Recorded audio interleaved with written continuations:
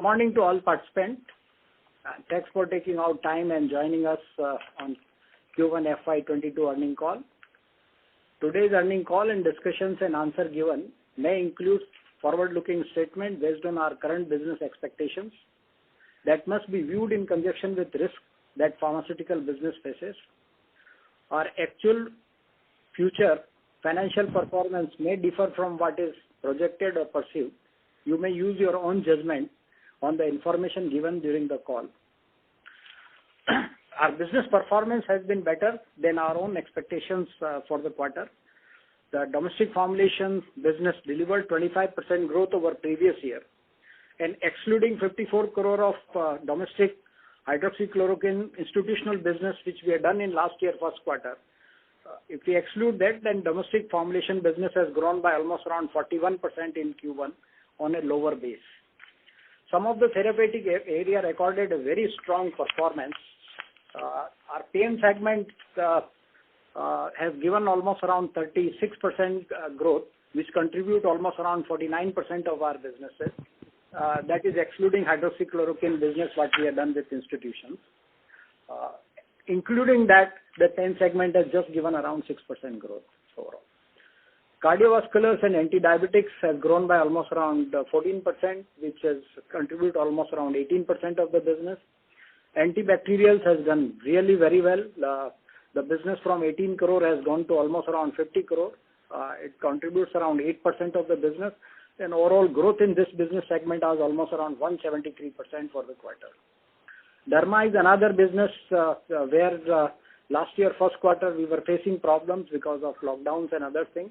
That the recovery has been very strong. The business last year was almost around 13 crore. That has gone to almost around 25 crore.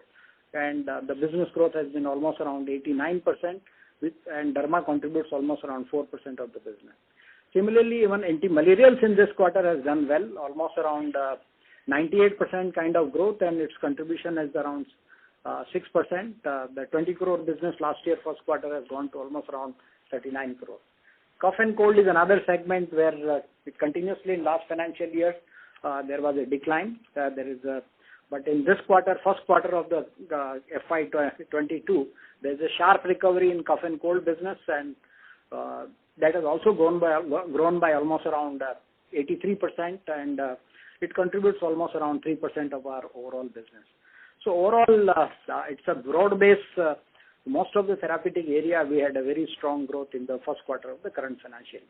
If you look at CAGR growth of domestic business in first quarter, on a base of FY22, it works out to be almost around 16.34%. So that has been a really good growth on the base of first quarter's base of FY22. If you look at, then it becomes almost around 16% kind of growth.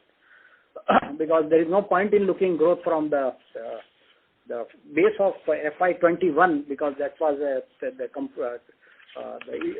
business was facing problem because of lockdown. But on a base of Q1 first 22, it's almost around 16.3%, 34% growth.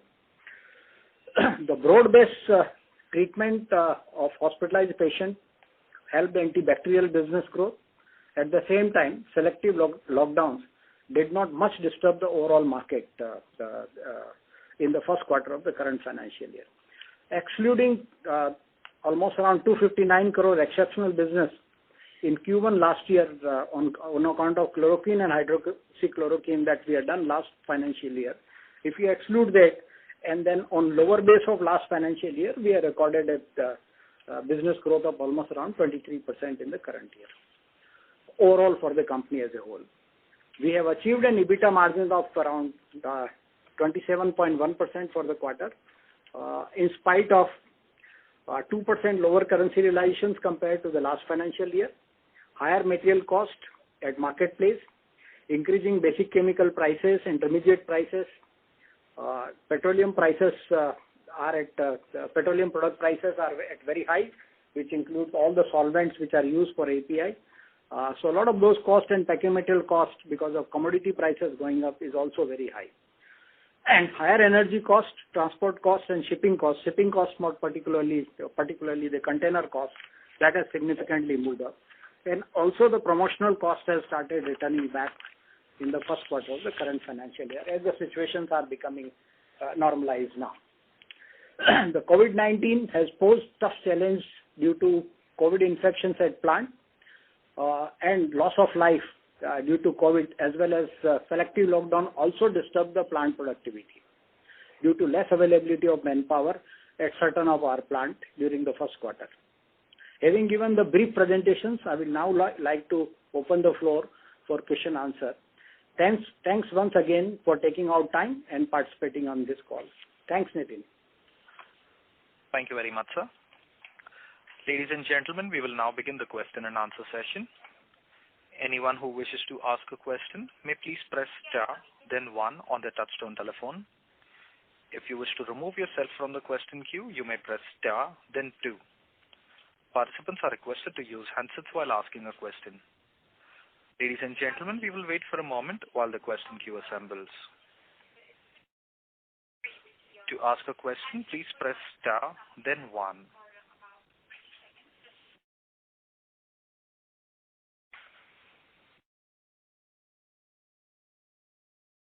The first question is from the line of Tushar Manudhane from Motilal Oswal. Please go ahead. Yeah, thanks for the opportunity, sir. So just on this, on the raw material cost, so how do you see the outlook now for the coming next 3 to 6 months, whether the costs are stabilizing or continue to rise? There is still continuing rising trends are there, more particularly again the flood in China and a lot of other issues are still disturbing the markets for more particularly for the basic chemicals and your intermediates here. And so would be the logistics cost as well? Logistics cost is also, in fact, your container hiring cost is further going up. The European containers, which was available much earlier at a much lower price, now is almost around, your reefer containers are almost around $6,000, $7,000 now. And US containers, because of a lot of the shipping companies are from China, and there's a tremendous amount of disturbances. And we have to book container well in advance. So there is a lot of disturbance as far as the freight is concerned, and that cost is moving up here. So would that, given that we had some amount of inventory which would have taken care of for this quarter, so maybe will that cost impact could be more reflected in the coming quarters? Let's say cost increase is there, but at the same time the pricings are also continuously getting revised. In domestic also we are taking little higher pricing. Normally we take more around 4% kind of price rise. This year our average price rise may be around 6% now. So that to some extent that will get compensated. And as far as API business, it's a quarter's leg, because what inventories you have, you price the product in line with that, and then price goes up again, you revise the prices in the market. So we don't sign any kind of long-term contract, so the prices keeps on revising. So it doesn't have much of impact there. Maybe it's of short-term, some kind of impact may come. And just lastly, if you could also extending the API on the sales aspect, how do you see for the full year? Is there any one-off for the quarter, or this is kind of a normalized run rate to go by? Let's say we have the business was good in the first quarter of current year. Domestic API business, we were expecting very, very significant decline because of last year we had almost around 136 crore of API business, which we have sold API to an Indian company, which in turn exported the product to US for COVID. But excluding that also, against our expectations, the API business has done very well. And current trend also appears to be good as far as domestic is concerned, because domestic market is also growing very well. So domestic API may do little better. On export side, we have projected for whole of year around 10% kind of growth. There could be some impact here and there because of we were exporting some API to market like Iran, where there are issues currently because India is not buying the oil, and therefore your rupee payments mechanism which is there, that rupee is not available. Even though you have orders in hand, but shipments are not happening. So that may have little impact here and there. But more or less, it's going to be in line with our overall expectations of the current year. Thanks a lot, sir. Thank you. Ladies and gentlemen, in order to ensure that the management is able to address questions from all participants in this conference call, please limit your questions to 2 per participant. For any further questions, you may come back for a follow-up. The next question is from the line of Kunal Dhamesha from Emkay Global. Please go ahead. Good morning. Thank you for taking my question. So first question is regarding the gross margin. So if I look at our mix, it has not sequentially shifted much. The domestic is still around 40% of our revenue, but if we look at the gross margin, they have compressed quite a lot on a sequential basis. So apart from high raw material cost, are there any other reasons for that? Basically, there are the 2 reasons. One is, let's say, the product mix which is sold in this particular quarter.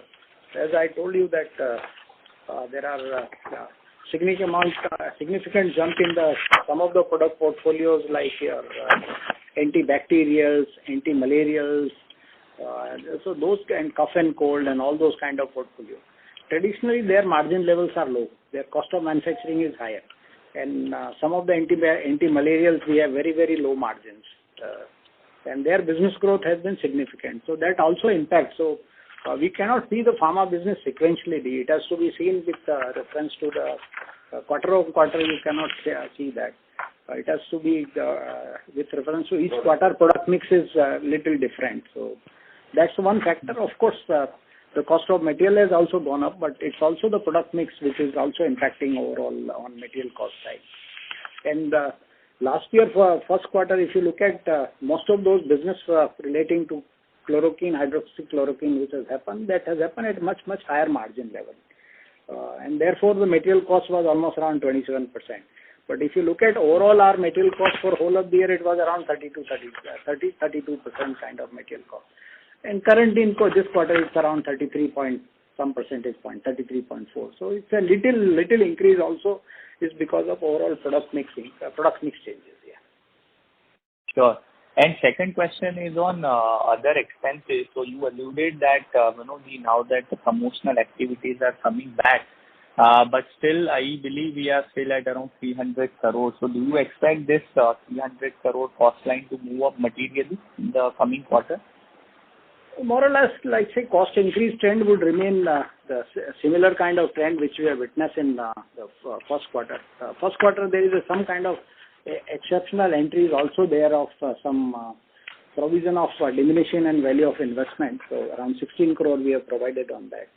So excluding that, there are no exceptional as far as expenditures are concerned. If you look at your energy costs, as almost your FO cost has moved up almost around 50-55% in this quarter. So energy cost has significantly moved up. Then your promotional cost, shipping cost has significantly moved up, and promotional cost has come back. Last year, first quarter, most of the field staff was sitting at home, so they were only paid the salaries. Normally, there are almost around 5,000 people who travels every day, so their travel cost, and also there are their allowances. So that cost was not there. So that cost has returned back. Okay. And secondly, on human resources cost side, if you look at since the domestic business has outperformed and has given a significant growth, so we also made a much higher provisions for the incentive payment to the overall to the field people. But a lot of those incentive payment also depends on how they perform in subsequent quarter. So it's based on our judgments we have made a higher provision, maybe practically double the amount we have made provision. So it all depends at how in future that will work out. There could be reversal or there may be requiring additional provision. Let's say, but generally trend is good.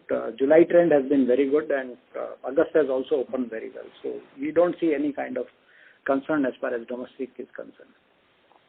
Sure. And just a small follow-up on that. We were expecting to add around 200 MR in this year. So has that cost also been incurred? I mean, have we kind of hired those many people and that's already built into our number? That is already built up. Let's say we have added people in your CNS segment is one segment we have added people.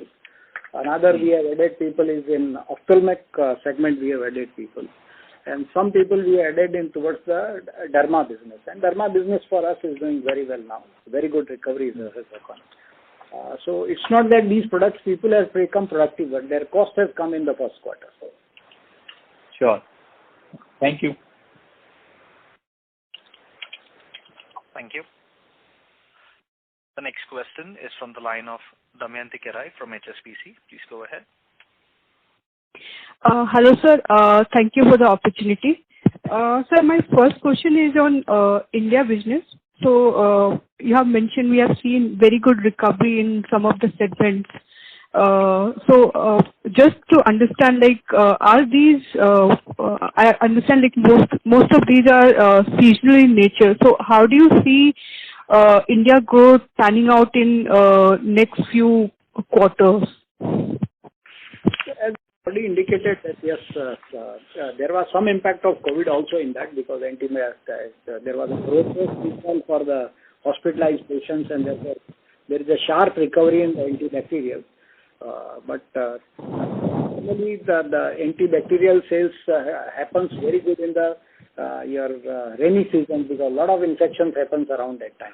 The first quarter is one where those infections are at a lower level. But this year it has also helped by the overall those kind of infections.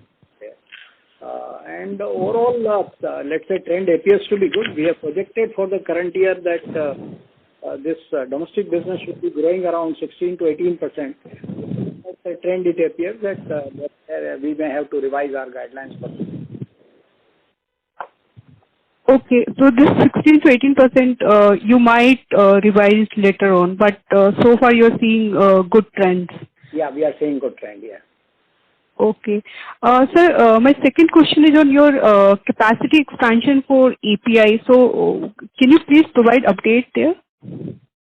We are still facing problem because that whole expansion got delayed because of COVID. At Devas we are set in process of setting up plant, but we also created there 250 bedded COVID hospitals, and because of that the workers run away, and we had almost around 3 months gap in project implementation. So project was somewhere to become operational at the end of third quarter. Now it will go to the fourth quarter to do your entire validations, and also typically that plant will not be available for any kind of commercial production in current year. The capacities will become operational in the next financial year only. And we are setting up one more plant at Ratlam that also got delayed, and I think that should be somewhere at the end of third quarter. That should be the operational. Yeah.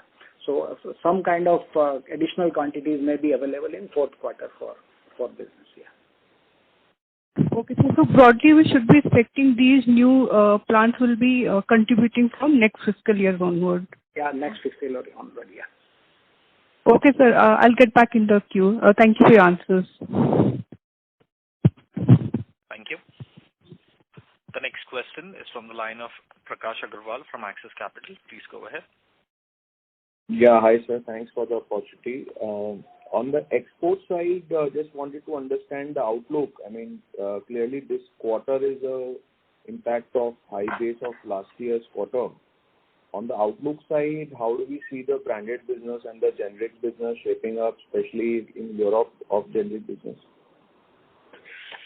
Some of the branded business which we are doing currently in let's say CIS market, there is also impact of currency that your ruble has moved almost around to 72, 73 levels from 68, 69 levels. So there is a minor impact of that is also there, will be there.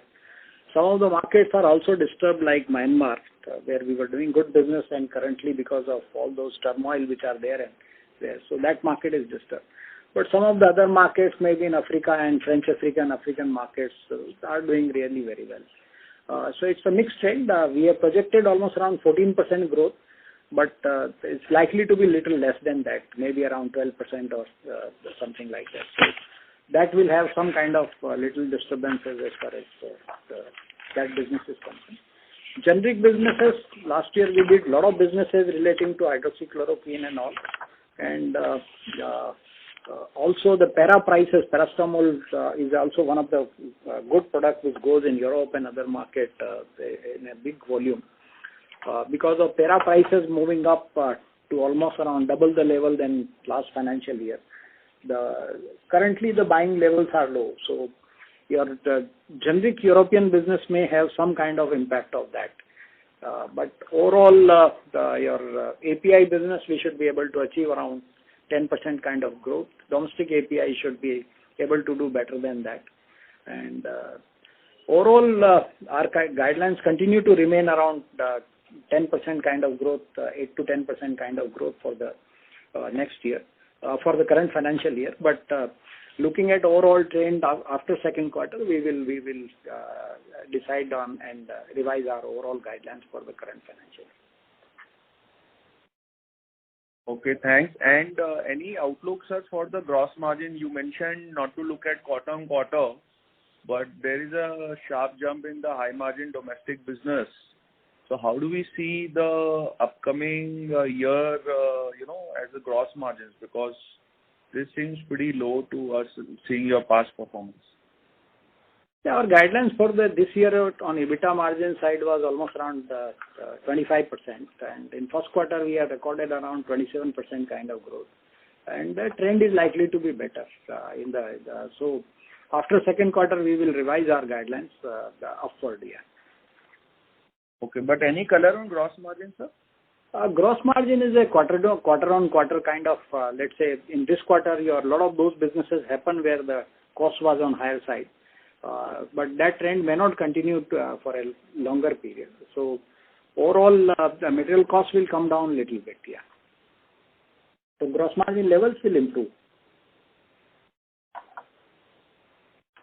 Okay, thanks. And lastly, on, API business, we're looking at your annual report. So currently, this Pisgah and Ramdev still at loss making at the PBT level, and how do we see the turnaround? I mean, there was a thought that we'll consolidate and scale all these businesses.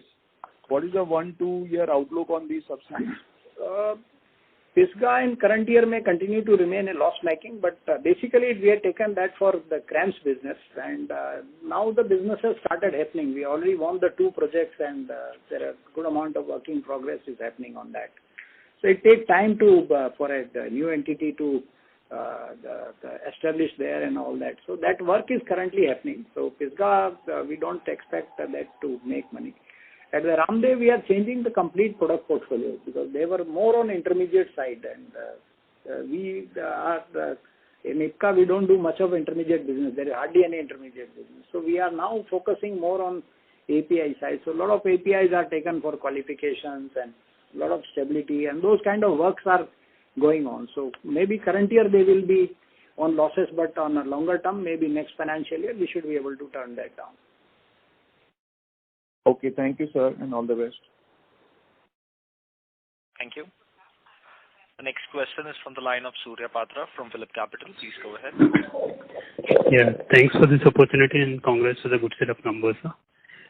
So just on the just a clarification from the earlier question that you mentioned, Ramdev, which has been in the intermediate business, and you are trying to switch it to API manufacturing one. So while we are creating capacity for intermediates and backward integration and all, like in Ratlam, also in Aurangabad, as well as in Devas, why are we changing here, sir, Ramdev? These are small.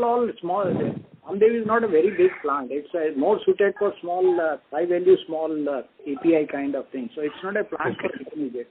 So they were doing mostly the intermediates for smaller products which are not there in our product line, and we don't want to be there on those product lines. So it's not. So it doesn't make sense. As far as the intermediate journeys are concerned, that's for basically to support our captive consumption. We don't do any kind of intermediate business as such. We don't sell intermediate. Yeah. Yes. Yeah. So that's the change. Wherever we are setting up your intermediate production is only to support our API. Okay. Okay. And my first question is about this thing, sir. So you mentioned that this Devas project possibly will be commercialized starting FY23 or something like that. So is it early part of the FY23, or do you think that it will be only in the second half of the FY23 or something like that? And also, what is the update on the debottlenecking project that you have been doing in Aurangabad? You said about Ratlam. Yeah, So, Ratlam, that project is progressing well. I think third quarter that should be commissioned. So fourth quarter that should be available for business. As far as Devas is concerned, it's a new site. So we will have to, after the qualifications and we do everything, it may not add immediately the business because we will have to generate data and file everywhere with the regulators and then invite them for inspections. Yeah. Even if for intermediate? No, in intermediate we don't do. So what we do is the initial phase we will produce the intermediates for our own N-1 at here and then send it to Ratlam. So we will increase our Ratlam productivity. And by the time, let's say 6-8 months time, all the data will be generated and then submit to the regulators, and then there will be some kind of your time lag for their inspections and all that. So after that, once the site is qualified, then only you can export API from that site. So any kind of new sites you create, there is some amount of pain for till the time you get all those kind of approvals. So even in 23 there will be some that pain will remain because it's a process by itself. That process has to be completed, regulatory approvals need to be taken, and then you start exporting. So that time will be required for any new greenfield site. Additional your existing site, whatever expansion you come from day one, you can do the business. But just on the Devas, it is the objective is to have a external sale, or it is largely to have more of a backward integration for the existing operations? No, Devas is purely for external business and captive consumption. Okay. Not intermediates. Yeah, it's basically an API site. Okay, fine. Second question, sir, so if you can just talk something about the how should one really look at the associate companies where we have gradually expanded our holding, let's say Crave or the Trophic Wellness or the Avik. So all these three are having some unique capabilities, but we are at almost like at the threshold levels before having a kind of a majority stake. So your viewpoint on those, what is the kind of outlook that one should really have for IPCA? Overall, let's say Trophic Wellness is a company which is dealing into nutraceutical products, and that's a different kind of marketing model there. It's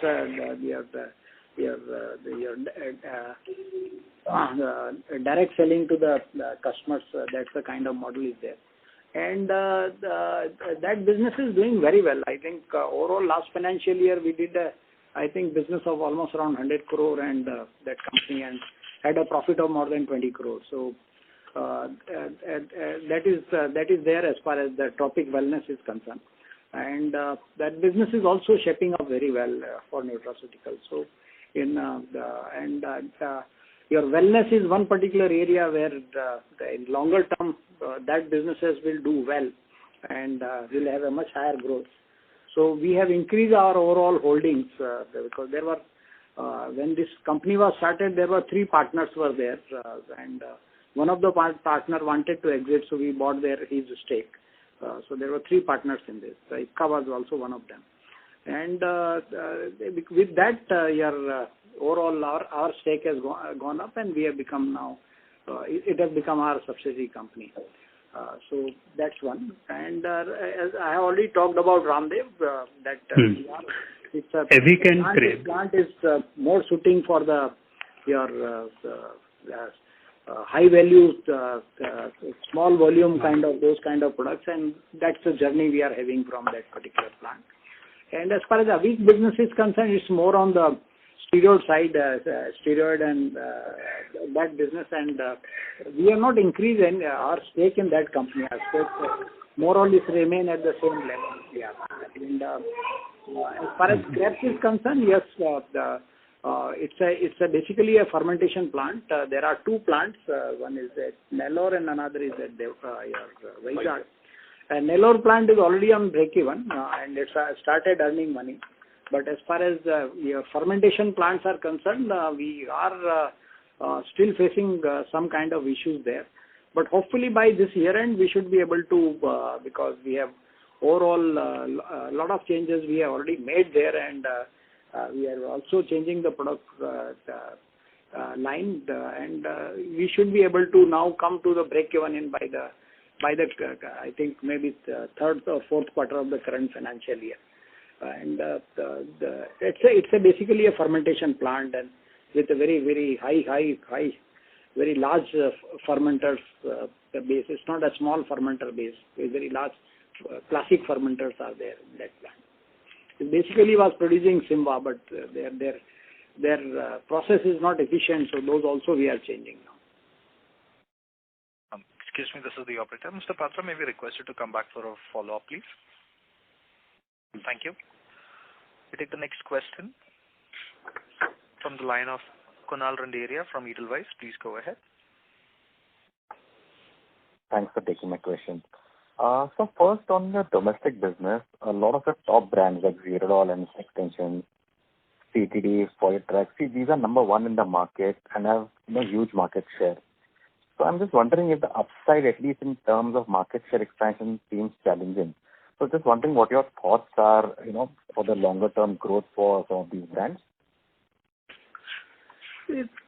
Zerodol is a very large brand today, and at that level also, if you look at in last whole year, we have grown by around 18% on Zerodol, and the whole market was challenging. In current year, even in first quarter, Zerodol as a brand has grown by almost around 36%. And we are very confident that we will take this brand to the newer level. So there's a huge potentials still to be tapped on this kind of product. So there is nothing as far as we are concerned. There are no worry as far as Zerodol growth is concerned. As far as your hypertension brand CTD is concerned, yes, we have market leadership and we are expanding its overall more offering as far as your in terms of your combinations and others on CTD brand. And again here, as far as overall hypertension markets are concerned, it's very small if I look at that way. And we have long way to go with it and to make it further very big. So I don't think so we have any concern on that. And as far as other therapies are concerned, like rheumatology, we have more than 40% kind of market share, where most of those brands are having a leadership at the marketplace. All rheumatology brands, most of the brands we have leadership. Recently we have launched, I think in November, Tofacitinib also in the market, and that product is also having leadership in the market, and we are doing very well on that. And your disease prevalence of rheumatology is very high. It's autoimmune disease. We are continuously expanding the market. It's only last one and a half year because of COVID there are challenges in expanding market. So overall little growth has come down on rheumatology side. But on a medium terms and longer term, we don't foresee any kind of issue in growing that market further, and continue to maintain leadership and still grow that market very well. Yeah. And others, most therapies of ours are basically it's a growing. We have like say derma, it's a growth market for us. Or urology is a growth market for us. CNS is a growth market for us. Or ophthalmology, all these are high growth market for us. So they will continue to do very high growth. At the same time, we don't foresee any kind of issue in growing our existing these kind of portfolio. Our challenges are only relating to anti-malarials, which has become very small part of the overall market, overall in our pie. Of course, in first quarter it has become 6%, but overall for the whole of the year it is only around 4% of our business. So that's only one which is a declining market, and some of their old legacy products like beta blockers and all, they are on declining side on cardiovascular, and so rest is all our portfolio is more linked to the overall to the growth markets. Yeah. Sure. Just a follow-up to this, sir. Aceclofenac as a compound, is that also you believe can grow at 12 to 15% in the coming years? Aceclofenac is continuously taking your market share from other, because the GI issues with aceclofenac is much less compared to all other NSAIDs. So and it's all continuously taking the market share from others, and we are driving that basically. Sure, sir. Just one more clarification, sir. What would be the tax rate guidance for this year and next year? I think current year and next year we will remain on net. Thereafter we will opt for that lower rate of tax of 25%, because by the time then your net credit should be almost whatever accumulated net credits are there, that will be consumed. Okay, sir. Thank you and all the best. Thank you. The next question is from the line of Charulata Gaidhani from Dalal & Broacha. Please go ahead. Yeah, so congrats on the good set of numbers. My question was more pertaining to the sartan prices. How do you see growth with the decline in sartan prices? Let's say sartan prices have sharply come down. Losartan was the main product for us, and there also prices have sharply come down because of overall intermediate prices coming down. And that whatever that cost reduction is there on material side, that as we have passed on to the overall to the market. But what we have done, overall our business has not grown up on that, but our volumes has gone up. So we have taken more market share in quantity terms, but our overall top line on rupee terms has not moved up in first quarter of the current year. But we have sold higher volumes in the market. So more market shares in terms of quantity we have taken. So that is reflected in the let's say your overall revenue going down, but we have to produce more quantity to compensate for the reduction in the prices. Okay. So are you looking at, how do you plan to overcome this? Plan to overcome is, let's say, the market forces will always play.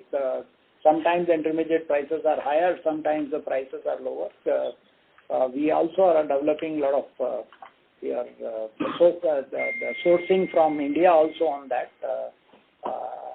so that your nick and jerk reactions are not there to these kind of markets. But it's a dynamic situation. Sometimes there are more number of producers comes in the market of intermediates, and intermediate prices fall. And sometimes some plant gets some issues, or bigger plant has issues relating to any kind of pollution issues or some kind of your breakdowns or all. Then suddenly demand moves up. Those demands are not fulfilled, and market prices moved up. So these are the issues can only be addressed if you are having your captive productions of some of the intermediates, or some of those are in your supporting manufacturers are producing that. So that's the long-term focus for us to internalize some of those intermediates. Okay. And do you expect improvement in profitability going forward?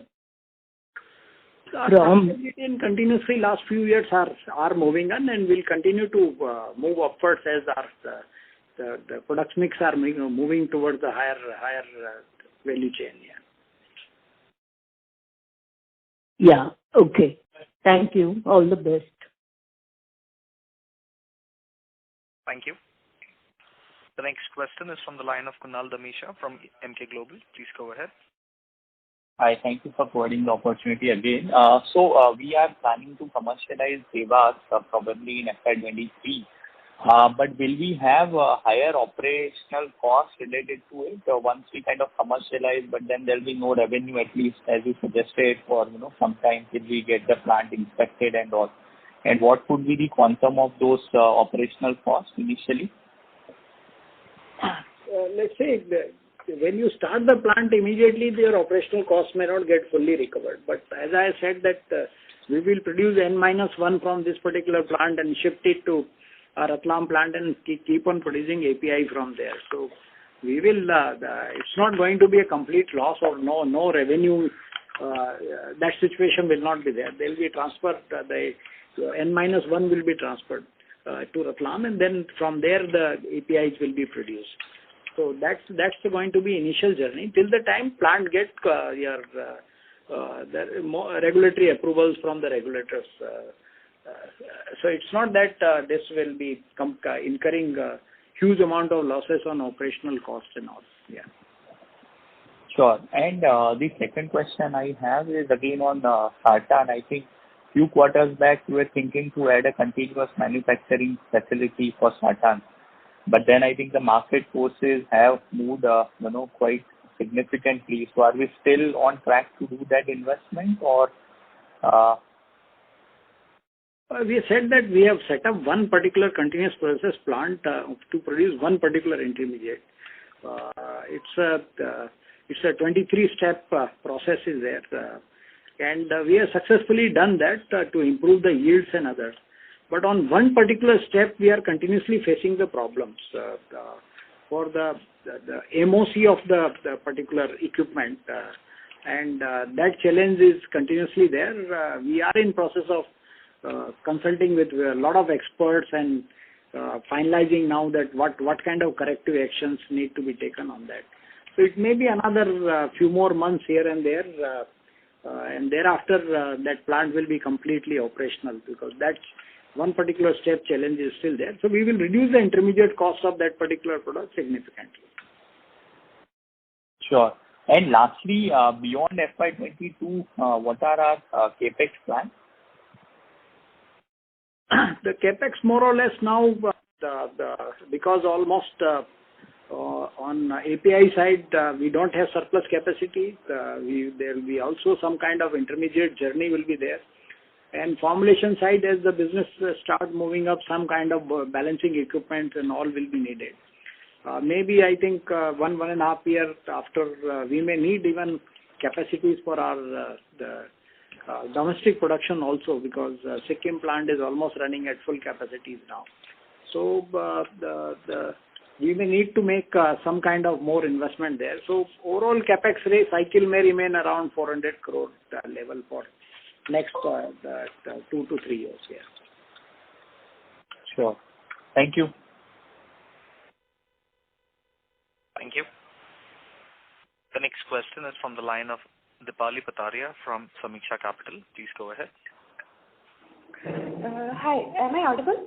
Yeah, you are audible. Hi. First of all, congratulations for such a good set of numbers. I understand that you said that you might revise your guidance on revenue growth and margins, but specifically on EBITDA margins, like we guided for 25% for FY22 and now we are at 26.6% for this quarter. So directionally, how we should be looking at for the upcoming quarters, FY22 as whole, and what will be the growth levers, what will be the levers that will be driving the margins? And also in the longer term, if you could help us understand how EBITDA margins might shape up. Basically, if domestic business does well, then overall margins will definitely improve. And the second quarter is always very heavy for us. I said that July was very good, and August trend is also very good. So if the second quarter your overall business is good, then overall for the whole of the year, then there will be much better the EBITDA margins than compared to the overall guidelines what we have given. So after looking at second quarter numbers and all, we will revise the overall your guidelines for the whole of the year. Yeah. But as I said, that trend is good. The business trend is very good. Okay, thank you. And my next question is on institutional business. So we saw a good set of numbers there as well. So can you help us understand what drove this kind of numbers in institutional? So let's say we are completely backward integrated on most of the APIs, and we are most cost competitive as far as all antimalarials are concerned. 2 years back, because of certain changes in your policies for your US donations to the world, most business has come down a little bit, and what challenges we had with the Global Fund and also. Those all issues are behind us now, and we are getting the good businesses from country tenders and also from institutions. And on the product portfolio side, we have added injectables on Artesunate, and that's also doing very well for us. So overall, the business is good. We have future product pipeline also there on that. So overall, this business will continue to do well.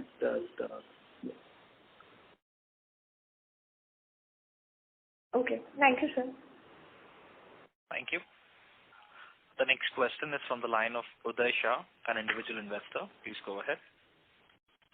Yeah, thank you.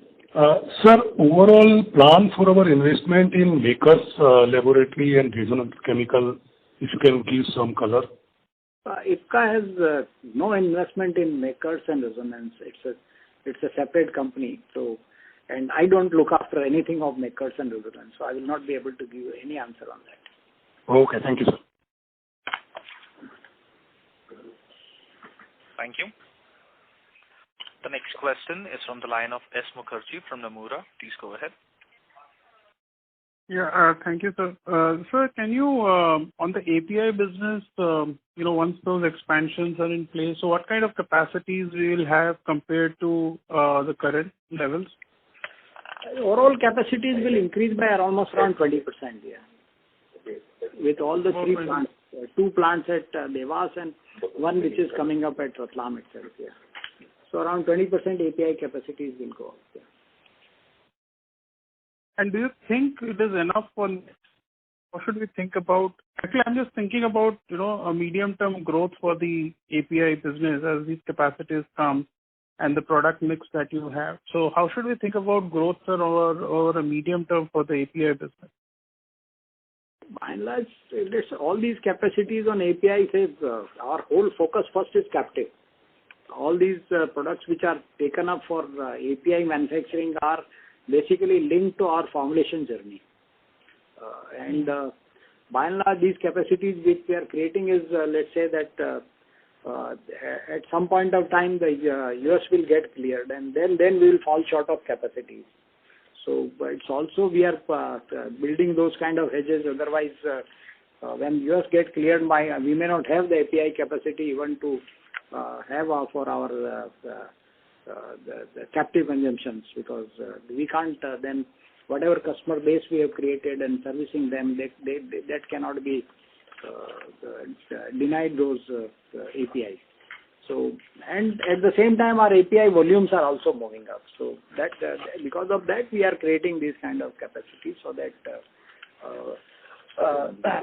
when your captive consumption grows on your formulation side, we have sufficient capacities to meet our demand. And sir, I was looking for external sales. How will that grow if you take a 3-4 year view? We don't see that API business per se growing by more than 10% year on year. Yeah. Okay, so that's the limit that you see on the API business growth. Yeah. Okay, understood. Sir, just on the domestic business, is it possible for you to, sir, the underlying volume growth? Of course, this quarter is exceptional, but otherwise, how much volume growth and price increase that you see? You mentioned 4% in a normal year, but what is the volume? This year average price increase is 6%.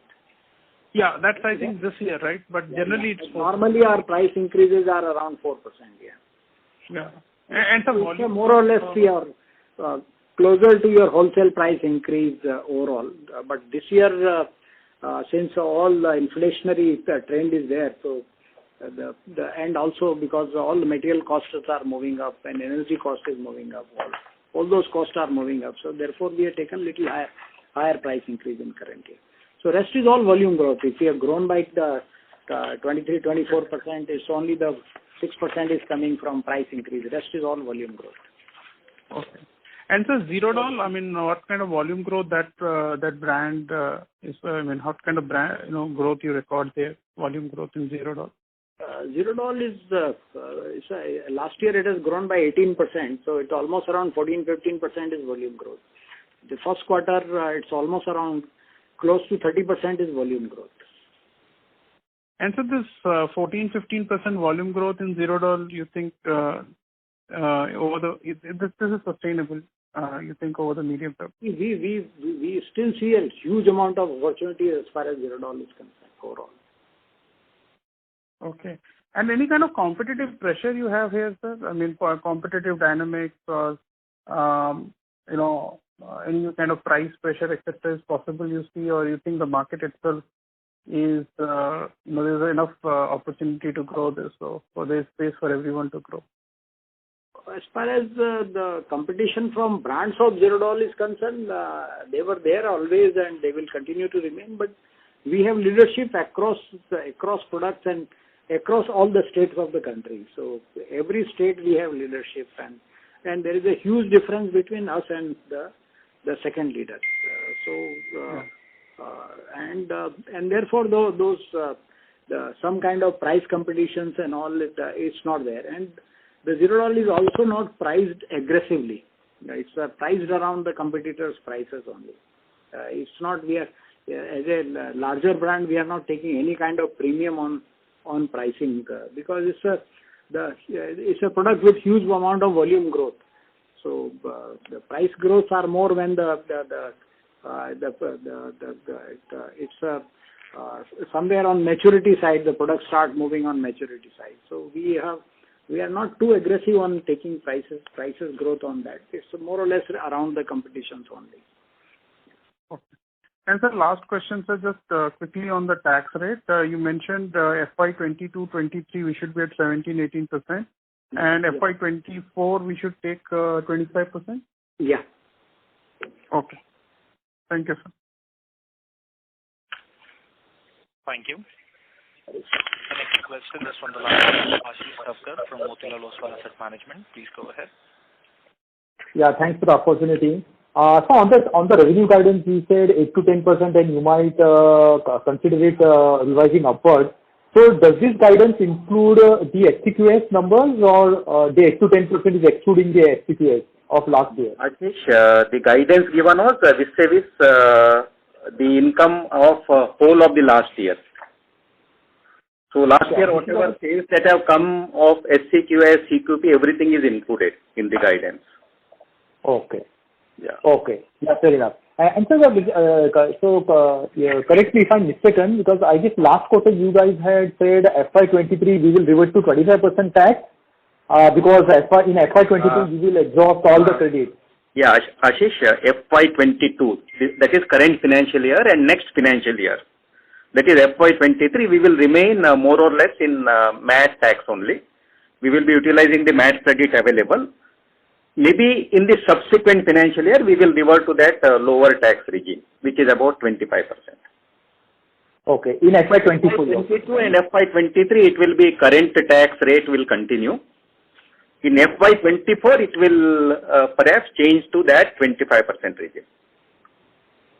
Okay. Perfect. So this was all from my side. Thank you so much. Thank you. Thank you. The next question is from the line of Kunal Randeria from Edelweiss. Please go ahead. Thanks for the follow-up. So just one question on the EU generics business. Are the UK issues completely behind you now? Have you sort of stepped up your launches there? Just any kind of guidance, longer-term guidance would be welcome. During Q1 FY22, UK business has grown by about 15%. As mentioned in our last con call, we have already started marketing generics in UK in our own trade name. Slowly, one after another products are getting registered, and we will expand our product offering in our label in UK market in the quarters to come. So, any aspirational guidance for the next 3 years in UK? More or less, UK market should continue to grow around 10-12% kind of growth year after year. Maybe for next 3 to 4 years. And European market should grow much better than the UK market. That is overall guidance as far as the European generic business is concerned. Any particular reason why UK will be growing slower considering that you are coming out of UK is highly competitive. The margins in the UK generic business is the lowest margin what we get amongst all our generic global business. Okay, thank you. That's helpful. Thank you. Thank you. The next question is from the line of Surya Patra from Phillip Capital. Yeah, just thanks for the follow-up, sir. Just one more question on the cost front only. This quarter, other expenses, if I see, although we have seen, or rather, in the previous year, we had seen a kind of a saving in terms of marketing and distribution cost to the tune of 60-70 crore, and which has now normalized. There is a kind of a promotional expenses which is now normalized. All that has happened. Despite of that, I think the run rate in terms of percentage to sales, what we are currently seeing, that is lower compared to the kind of a trend. So this saving is a kind of one-off quarters, this specific, or anything, any directional indication? No, whatever other expenses of this quarter, minus whatever small exceptional item of about 16-17 crores, this trend should continue in the coming quarters. So the other expenses, you do measurement vis-a-vis our FY20 Q1, not FY21. For FY21, there were hardly any promotional expenses. There were no incentives. There were no daily allowances.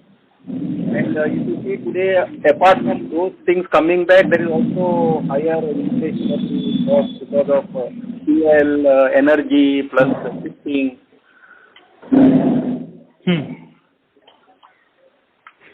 Yeah. So I'm saying that there is a greater saving that we are witnessing. I'm not saying that it has got elevated.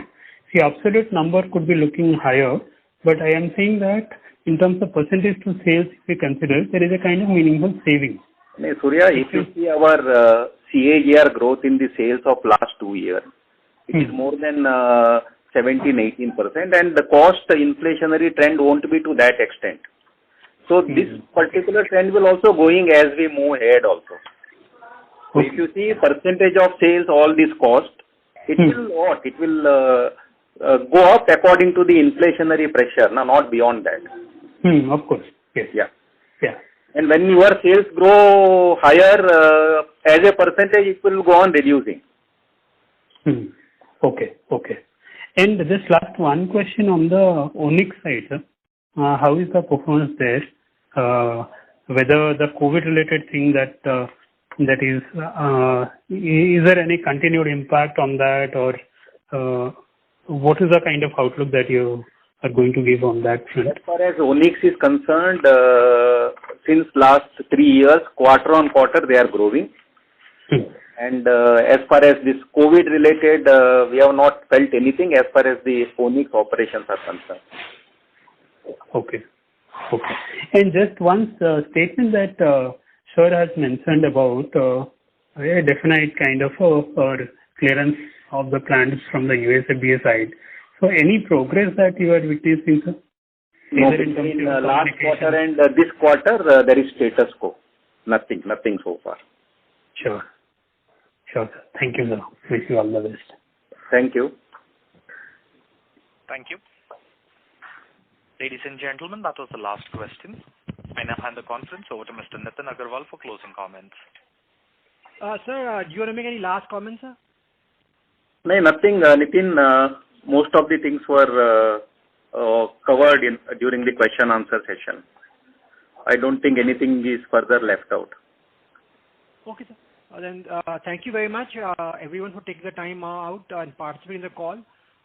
And thank you, the IPCA management team, for the valuable time. Good day, everyone, and stay safe.